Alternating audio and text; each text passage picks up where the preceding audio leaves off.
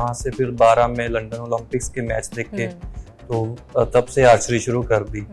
और मैं अपना शुरू से ही करियर सोच रहा था टीचिंग में। अच्छा। मैंने जब आर्चरी करते करते पीएचडी शुरू की, फिर मैंने यूजीसी नेट पे क्वालिफाई किया 2 बार। कुछ दिन वेट की, लेकिन जैसे ही खबर मिली टोक्यो से कि ये ओलंपिक्स और पैरालंपिक्स पोस्टपोन किए जाते हैं, तो बहुत मन उदास हुआ, क्योंकि हम कोटा जीत चुके थे।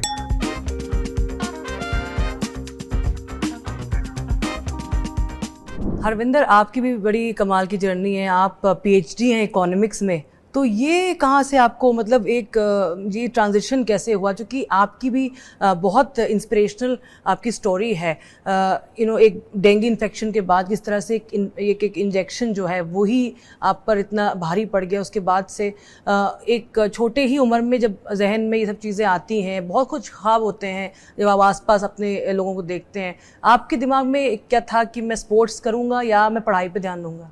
जी, शुरू से ही जब मैं 12th के बाद पटियाला पढ़ने के लिए ही गया था 2010 में, तो वहाँ से फिर 12 में लंदन ओलंपिक्स के मैच देखे, तो तब से आर्चरी शुरू कर दी।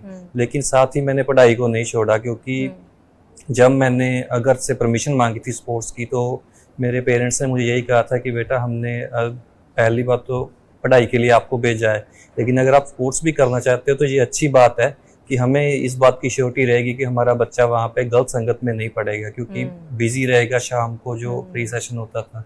तो पेरेंट्स ने पूरा साथ दिया। तब से मुझे ये था कि आर्चरी भी चलती रहे, और मैं अपना शुरू से ही करियर सोच रहा था टीचिंग में। अच्छा। मैंने जब आर्चरी करते करते पीएचडी शुरू की, फिर मैंने यूजीसी नेट पे क्वालिफाई किया 2 बार। तो लेकिन बीच में फिर जैसे जैसे मुझे मेरे कोचेस की सपोर्ट मिलती गई, परफॉर्मेंस बढ़ती गई, तो पीएचडी कंटिन्यू थी, तो मैंने और ज़्यादा टाइम देना शुरू किया आर्चरी को, जिसकी बदौलत कुछ सालों में मैंने देश के लिए 2018 में पहला गोल्ड मेडल जीता था पैरा एशियन गेम्स में। तो तब से फिर मेरा जो टाइम था वो ज़्यादा आर्चरी की तरफ हो गया। बीच में कोविड में या फ्री टाइम में फिर मैं स्टडी भी अपनी कंटिन्यू कर रहा हूँ, और मुझे उम्मीद है कि इस साल के अंत तक मैं जल्दी ही अपनी जो डॉक्टरेट है, पीएचडी है, उसे भी सबमिट कर लूँगा। आपने 2020 जिसको जो 2021 में हुए टोक्यो पैरालंपिक्स, उससे पहले कोरोना आया था और उस टाइम पर सबकी ट्रेनिंग बंद हो गई थी। तो आपके पिताजी ने बहुत ही सही एक आइडिया लगाया, अपने खेतों में ही रेंज बना दी थी। जी बिल्कुल, हमारे खेत बिल्कुल गांव के साथ हैं। हाँ। तो उस चीज़ का बहुत फायदा था कि मैंने कुछ दिन वेट की, लेकिन जैसे ही खबर मिली टोक्यो से कि ये ओलंपिक्स और पैरालंपिक्स पोस्टपोन किए जाते हैं, तो बहुत मन उदास हुआ, क्योंकि हम कोटा जीत चुके थे, क्वालिफिकेशन वगैरह हो चुके थे। लेकिन फिर ये न्यूज़ मिली कि वो 1 साल बाद होंगे। तो इस न्यूज़ को मैंने पॉजिटिवली ऐसे लिया कि मुझे 1 साल ज़्यादा मिल गया तैयारी का। तो मैंने पटियाला से इक्विपमेंट मंगवाया। मुझे वो दिन याद है जब मेरे फादर और मेरे भाई ने ट्रैक्टर से वो जो हमारा खेत था उसे बिल्कुल समतल किया। अच्छा। क्योंकि गेहूं की कटाई उस टाइम तक हो चुकी थी।